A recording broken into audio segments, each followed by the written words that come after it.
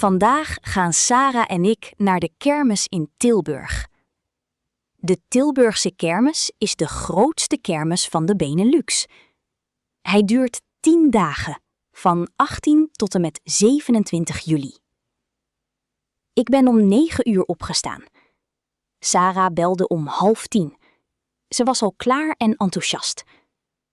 We hebben afgesproken bij het station in Utrecht om 11 uur.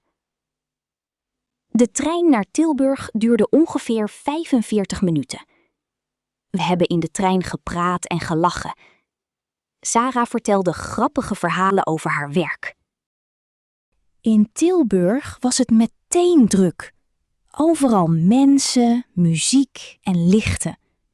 De geur van suikerspin, friet en popcorn hing in de lucht. We hebben veel attracties gezien. Sarah wilde in de achtbaan. Ik was een beetje bang, maar ik ben toch gegaan. Wauw!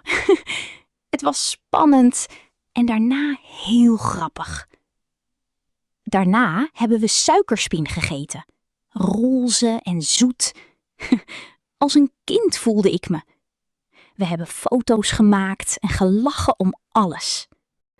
Om 7 uur waren we moe, maar blij. Onze voeten deden pijn van het lopen. We hebben een plekje gevonden op een terrasje en frisdrank besteld. Ik nam een glas sinaas, Sarah nam iced tea. Om 9:30 namen we de trein terug naar Utrecht. In de trein waren we stil, te moe om veel te praten. Maar het was een goede stilte. Eindelijk thuis. Het was geweldig, maar ook pittig. Mijn voeten doen pijn, alsof ik een marathon heb gelopen. Maar goed, ik heb vakantie. Morgen is een rustdag.